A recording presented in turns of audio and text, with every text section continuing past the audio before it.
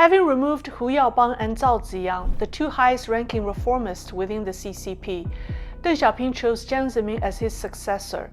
After Jiang came to power in 1989, he steered China back to the hardcore left and signaled the end of the economic reform and opening up. On top of that, the economic sanctions imposed on China by Western nations due to the Tiananmen Square massacre stopped foreign investments.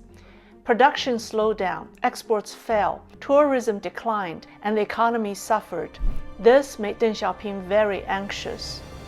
Hello, welcome to Lei's Real Talk. I'm Lei. To Deng Xiaoping, the failure of the economic reform would diminish his political legacy. He didn't want to go down in history as the leader who opened fire on the students. He wanted to be remembered as a reformist. So Deng did what Mao Zedong had done to bring down his successor Liu Shaoqi. From January to February of 1992, Deng took a tour of the South, visiting Shanghai, Guangzhou, Shenzhen, and other major industrial cities. On his first stop in Hubei, he criticized Jiang Zemin while talking to the local officials. In Shenzhen, Deng gave a long speech about economic reform and gave Jiang Zemin an ultimatum: do your job at reform or step down. Having obtained power, Jiang Zemin was hungry for more. He teamed up with some hardcore leftists and resisted Deng's call for reform. Back in Beijing, he forbade the CCP media to report on Deng's southern tour and removed the part of Deng's speech that said "reform or step down" from internal communications. Frustrated at Jiang's lack of cooperation and obedience, Deng turned to the military, which was on his side. The People's Liberation Army Daily thus publicized an editorial titled "Protecting and Safeguarding the Reform" to send a strong message in support of Deng. At the same time, Li Xianyan, a leftist patriarch and one of Jiang's most important allies, fell ill and soon died. After losing his backer, Jiang Zemin took a 180-degree turn. He went to Deng and begged for forgiveness and pledged loyalty.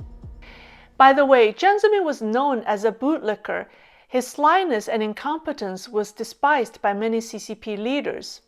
A former vice premier, Tian Jiyun, made the following public comment about Jiang at that time, without mentioning his name: "We should be especially wary of those flip-floppers who would say anything to get what they want. They jump at every opportunity to oppose reform and opening up. Once such a person seizes power, they bring disaster to the country and the people." By then, Deng knew that he had made a mistake in choosing Jiang Zemin as his successor. In 1990 and 1991, Deng sent people to talk to Zhao Ziyang. He offered Zhao that, as long as he renounced his mistake, he could return to politics, but Zhao declined the offer. So Deng was stuck with Jiang Zemin, but he took two actions to limit Jiang's power. First, he set a term limit for Jiang. It meant that Jiang would only be the head of the party for 2 terms or 10 years. The second action was that Deng chose Jiang's successor for him. Thus, at the CCP's 14th National Congress in 1992, 49-year-old Hu Jintao became a member of the Politburo Standing Committee and heir to Jiang Zemin. You see, the CCP never had any term limit prior to this point. Deng saw that it was necessary to contain Jiang Zemin. After Deng's death in 1997, Jiang began centralizing power, taking control of the military and the party. But there was one thing he couldn't touch. That was the economy, which was firmly in the hands of the economic czar, Premier Zhu Rongji. Zhu was handpicked by Deng Xiaoping to be in charge of the economy. Zhu's contribution to China's economic reform and growth was recognized and applauded domestically and internationally. But Jiang was jealous. In order to obtain absolute control, Jiang did everything possible to weaken Zhu. On April 25, 1999, approximately 10,000 Falun Gong practitioners from all over China gathered at the petition office in Beijing. They wanted to ask the authorities to release the practitioners who had been arbitrarily detained in the city of Tianjin earlier that month.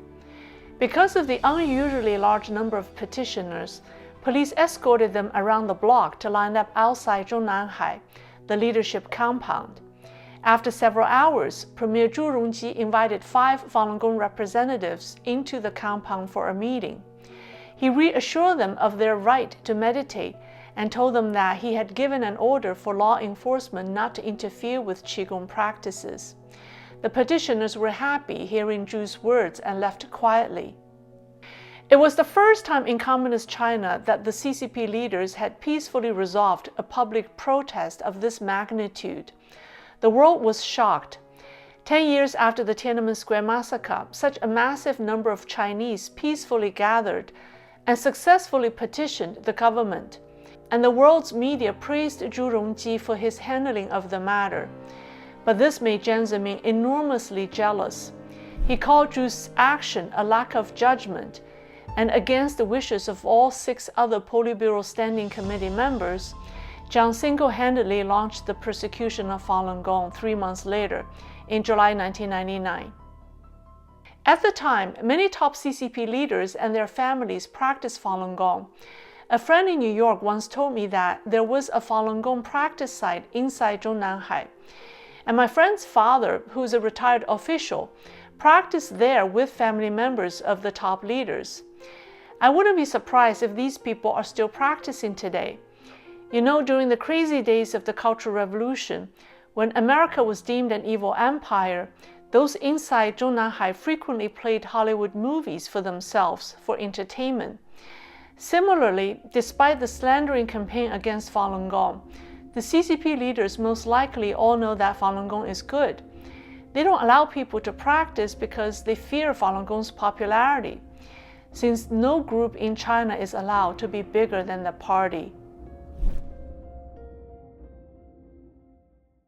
For years, Jiang and Zhu didn't see eye to eye on many issues and engaged in ugly fights. In the end, Zhu lost and retired in 2003. During that time, Jiang also used various means to weaken and discredit Hu Jintao, his appointed heir. At CCP's 16th Congress in 2002, Jiang was supposed to turn over power to Hu, but Jiang launched a persuasion campaign to convince the party leaders that he should stay on. After 5 heated debates, Jiang lost, and his full retirement was adopted as a resolution. But he expanded the Politburo Standing Committee, the CCP's highest governing body, from 7 members to 9 members, and included 5 of his cronies. And then he orchestrated a coup. On November 13, 2002, during the 4th meeting of the Standing Committee of the CCP's Central Commission, 23 senior military generals, led by Jiang's close ally, General Zhang Wannian, the first vice chairman of the Central Military Commission, suddenly jointly submitted a special motion requesting for Jiang Zemin's re-election as the chairman of the Central Military Commission. According to those present, it happened so suddenly that everyone was stunned. Zhang Wannian then rose abruptly and shouted at Hu Jintao, "Comrade Hu Jintao, what is your position on the special motion to re-elect President Jiang? Whether you agree or disagree, please make your position known." All eyes were on Hu Jintao, who was speechless. After a brief silence and with hesitation, Hu said that he supported the motion, and thus Jiang Zemin continued to be the highest-ranking CCP leader by holding on to the chairmanship of the military. In his decade-long reign as the leader of the CCP, Hu Jintao stayed in Jiang Zemin's shadow and was only a puppet. He didn't have control over the military, nor could he command the princelings because he wasn't a princeling himself. For the next 5 years, however, the Hu faction and the Jiang faction fought fiercely. This included 3 assassination attempts by Jiang to eliminate Hu. In May 2006, Hu visited a naval base in Qingdao. As he boarded the PLA's most advanced destroyer to inspect the fleets on the Yellow Sea, suddenly 2 fleets opened fire at the destroyer. The vessel immediately fled at full speed. Hu returned to the naval base unharmed, but 5 soldiers died. He didn't return to Beijing until a week later after security clearance. 6 years later, in May 2012, the news about the assassination and keywords such as Hu assassination were uncensored on Baidu, China's largest search engine. Mainland Chinese media reported the assassination. This was probably due to Hu's faction having gained the upper hand in the political struggle.